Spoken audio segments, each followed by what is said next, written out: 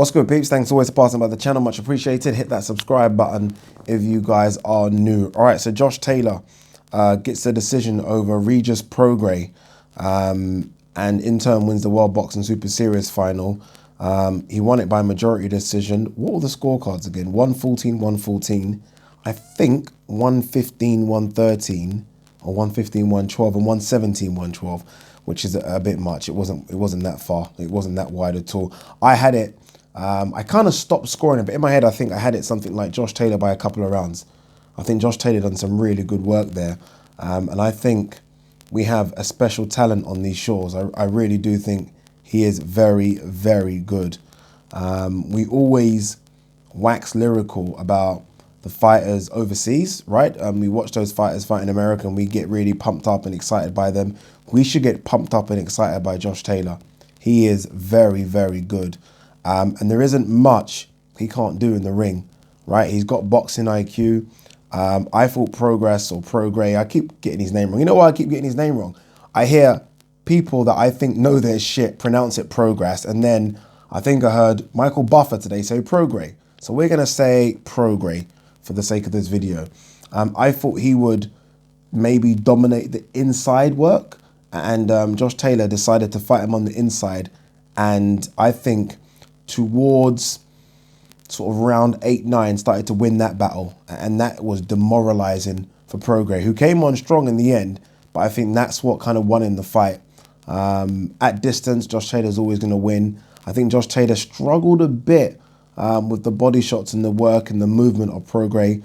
But then he started to work him out a bit. And at times, he got a bit spiteful. He started landing some really good, clean shots, The nose of Prograis was starting to blood. He got a cut over the eye. So it was good work. Very, very good work from Josh Taylor. And as I knew he was winning, I was in my head, I was thinking, because someone asked me on the Q&A, why don't we have any British fighters in and around the pound for pound? And he might be there. I mean, you could make an argument to say Josh Taylor, if not top 10 pound for pound, definitely top 15. Definitely. I mean, you're talking about a guy now that has 2 belts in the division, right? Ramirez has the other 2. The World Boxing Super Series champion has fought, I think in his last 5 fights, I'm sure 3 or 4 of them have been unbeaten. So he's not fighting bums here. He's not fighting guys that have tasted defeat. He's fighting legit guys here. And he's been able to fight their fight and win. Against Baranchik, again, Baranchik was supposed to be the tough man, kind of tough it out on the inside. Josh Taylor decided to stay in the pocket and fight his fight and came out on top. Prograis' best work was going to come on the inside with those body shots. He decided to fight fire with fire and I think, again, came out on top. We've been blessed, I think, in boxing in the last sort of 4 or 5 weeks. We've had some great fights. I don't think this is as good, or that fight was as good as Errol Spence, Porter, or GGG Derevchenko. It was definitely up there. Technically a very, very good fight. It might not have kind of caught fire like those 2 fights did, but definitely a very, very good fight. And congratulations to both men. But special congratulations to Josh Taylor. You wouldn't watch him and think this is a guy that has only had sort of 15, 16 fights. This is a guy that, 6 fights ago was fighting O'Hara Davis, and a lot of people picked O'Hara Davis. Look at him now. Look at him now. Tremendous, honestly tremendous. And Scotland, who always seem to produce something, right? It always goes quiet and then they produce someone, have definitely found someone special. And I just wonder if Eddie Hearn, I don't know what's the deal. I think I heard he's going to sign with Matchroom, but we're not quite sure. I wonder if he will roll the dice like he did against Hooker and have an undisputed fight against him versus Ramirez.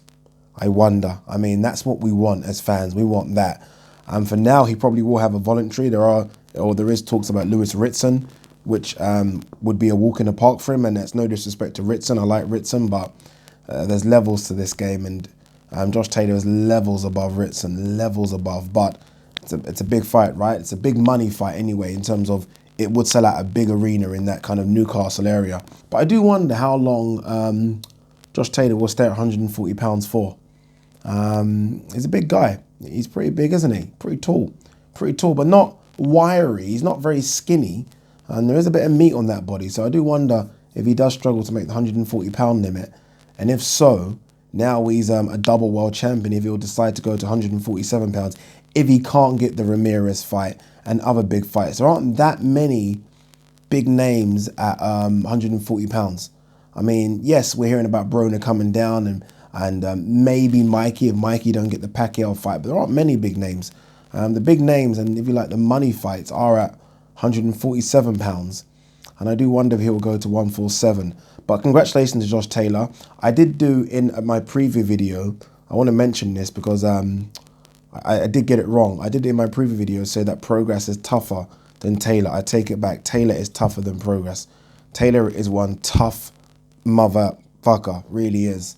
And I was proven wrong there. I did say that Prograis will nick it on points or maybe get a late stoppage. If anyone looked like they was going to get a late stoppage, it looked like Taylor could get a stoppage. But credit to both. I hope they do it again. I would like to see these guys match up again. It is a good matchup. I think their styles kind of match very well. But credit to Shane McGuigan as well. And credit to him a lot. Again, no one really talks about the trainers. We always talk about the fighter. And I think Shane McGuigan needs a mention. I think he's a great trainer. I really do. I think in that camp, he's got some good guys in that camp. Obviously, the main three will be a Coley, Taylor and Campbell. He's got others as well. But those three are doing good things. And I guess you sometimes have to look at the coach and say, okay, that's why. But yeah, good fight. Very, very good fight. And be interesting to see what happens next to both. Even Prograis in a loss, what happens to him? There was a lot of talk about the Broner fight. Obviously, that fight's probably dead in the water now. Will he be able to get the Ramirez fight before Josh Taylor? I don't know. Have I been saying Hooker? I feel like I've been saying Hooker versus Josh Taylor. You guys know I meant Ramirez versus Josh Taylor. Apologies if I have been saying that. It's very late. I am tired. Anyway, let me know what you think. Peace.